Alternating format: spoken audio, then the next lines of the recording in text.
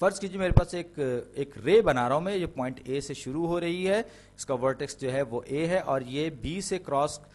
ہوتی ہے, میں نے بالکل اسٹریٹ نہیں بنایا, تھوڑا صحیح سے بنا دوں, یہ اسٹریٹ لائن ہے اور یہ جا رہی ہے, ظاہر بات ہے یہ رے جو ہے یہ اے بی ہے, لائن میں غلط کہہ گیا تھا اس کو, یہ رے اے بی ہے, اور ساتھ ہی ساتھ ایک اور پوائنٹ ہے جس کو میں نے کہا کہ یہ پوائنٹ سی ہے, یہ پوائنٹ سی ہے, اور یہ اے سے ایک اور رے نکل رہی ہے جو کہ پوائنٹ سی کو کراس کرتی ہے, ایک اور ڈائریکشن میں جا رہی ہے, یہ ہے اے سی. تو اب سوال یہ ہے کہ یہ جو دونوں کے دونوں یہ جو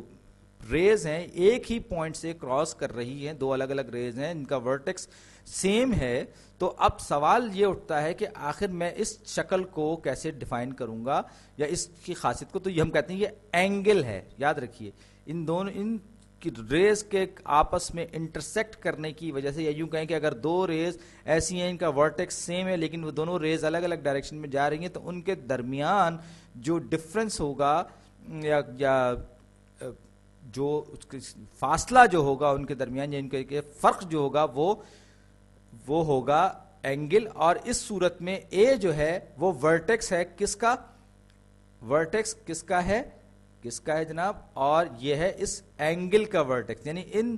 دو ریز کے ملنے کی وجہ سے, ہم یوں بھی کہہ سکتے ہیں ان دو ریز کے ملنے کی وجہ سے جو چیز بنتی ہے اس کو ہم اینگل کہتے ہیں, اور جس مقام پر بنتی ہے وہ ورٹیکس ہوتا ہے. تو آپ اینگل کو بار بار مختلف سبجیکٹس میں بھی اسٹڈی کرتے ہیں اور دیکھتے رہتے ہیں, تو یہ جو چیز ہے اس کو ہم اینگل کو اس طرح سے ڈینوٹ کرتے ہیں, ظاہر کرتے ہیں, لیکن اس کو میں سمپل اینگل اے نہیں لکھ سکتا. اینگل کو لکھنے کا جو طریقہ, جو صحیح طریقہ ہے وہ یہ ہے کہ اگرچہ یہ لیس دین سائن سے بڑا ملتا جلتا ہے, لیکن لیس دین سائن تھوڑا سا اٹھا ہوا ہوتا ہے, یہ نیچے سے بالکل فلیٹ ہوتا ہے, اس کو ہم لکھیں گے بی اے سی, یا لکھیں گے ہم اس کو اس طرح سے ایک کھلا ہوا سا ملائیں گے, اور پھر یہ سی اے بی. دونوں ہی چیزیں صحیح ہوں گی, کیونکہ غور کیجئے آپ, یہ جو چیز ہے, یہ جو درمیان میں یہ جو کھلا پن اس کو آپ کو نظر آ رہا ہے, اس میں یہیں پر آ کے ورٹیکس ہے, تو یہ ورٹیکس ہمیشہ درمیان میں رہے گا, اور آپ جو ہے اس اینگل کو اینگل اے بھی کہہ سکتے ہیں, لیکن وہ کہنا زیادہ صحیح نہیں ہوگا. اب جب آگے بڑھیں گے تو اور زیادہ بات کریں گے اس پہ. اب میں یہ کہتا ہوں جناب کہ میرے پاس دو لائنز ہیں, دو لائن سیگمنٹس ہیں میرے پاس, یہ ایک لائن سیگمنٹ ہے اور اس کے بعد ایک اور لائن سیگمنٹ میرے پاس ہے, اور دوسرا جو لائن سیگمنٹ ہے, پہلے تو میں اس کو مارک کر دوں, یہ پہلا جو لائن سیگمنٹ ہے یہ ڈی ای ہے, اور دوسرا جس لائن سیگمنٹ کی میں بات کر رہا ہوں وہ یہ والا لائن سیگمنٹ ہے, اس کو میں نے کہا یہ ایف اور جی ہے. اب یہ جو پوائنٹ جہاں پر یہ دونوں لائن سیگمنٹ اس کو کاٹ رہے ہیں, انٹرسیکٹ کر رہے ہیں, اس کو میں نے کہا کہ یہ پوائنٹ ایچ ہے. اب سوال یہ کہ ہم اینگل کو کیسے ڈیفائن کریں گے, جو میں نے پہلے کہا تھا اگر میں اس کو صرف اس اینگل کو صرف میں ایچ کہہ دوں گا تو ظاہر بات ہے کہ اینگل صرف یہاں نہیں بن رہا بلکہ ای اور جی کے درمیان بھی بن رہا ہے, ای اور ایف کے درمیان بھی بن رہا ہے, ای اور ڈی کے درمیان بھی بن رہا ہے. تو صرف اینگل ایچ کہہ دینا کافی نہیں ہوگا, بلکہ مجھے یہ وضاحت کرنی ہوگی کہ یہ اینگل کون سے اس کے درمیان بن رہا ہے. یعنی کہ جو اینگل یہاں بنے گا وہ الگ ہوگا, وہ الگ ہوگا, یعنی کہ E H G, G H D, D H F,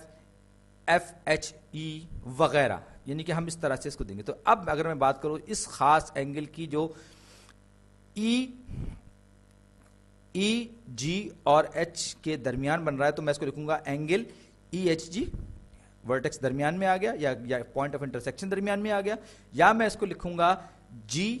H ای. دونوں ہی باتیں صحیح ہوں گی, دونوں ہی باتیں اس کے بارے میں درست ہوں گی. اسی طریقے سے یہ والا اینگل جو کہ ڈی ایچ اور جی کے درمیان بن رہا ہے, آپ اس کو تصور کر سکتے ہیں کہ یہ ریز ہیں اصل میں جو کہ انفینٹلی دونوں طرف چلتی چلی جا رہی ہیں. آپ امیجن کر سکتے ہیں, ہم جب جیومیٹری کی بات کرتے ہیں ہم صرف یہ کہیں گے آپ امیجن کر سکتے ہیں.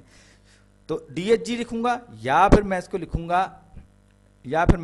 گا جی ایچ ڈی. دونوں ہی باتیں درست ہوں گی. اسی طریقے سے یہ جو ہے وہ ایف ایچ ای یا ای ایچ ایف ہوگا. اسی طریقے سے چوتھا اینگل جو ہے ایف ایچ ڈی یا ڈی ایچ ایف ہوگا. تو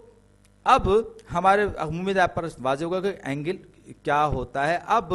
ہمارے پاس ایک عمومی نوعیت کا, ایک جنرل قسم کا آئیڈیا تو آ گیا کہ اینگل کیا ہوتا ہے، اس کی ہمیں سمبلز بھی تھوڑی بہت سمجھ میں آنا شروع ہو گئی ہیں. لیکن اب ایک جو سوال اٹھتا ہے وہ یہ کہ اگر دو اینگلز ایک دوسرے سے الگ الگ ہیں، کوئی اینگل زیادہ بڑا ہے یا کیونکہ کوئی اینگل زیادہ کھلا ہوا ہے اور کوئی کم کھلا ہوا ہے، تو ان کے درمیان ہم کیسے فرق کریں گے. تو یہ ایگزامپل دیکھیے، یہ میں نے ایک اینگل بنا رہا ہوں، یہ پوائنٹ اے ہے،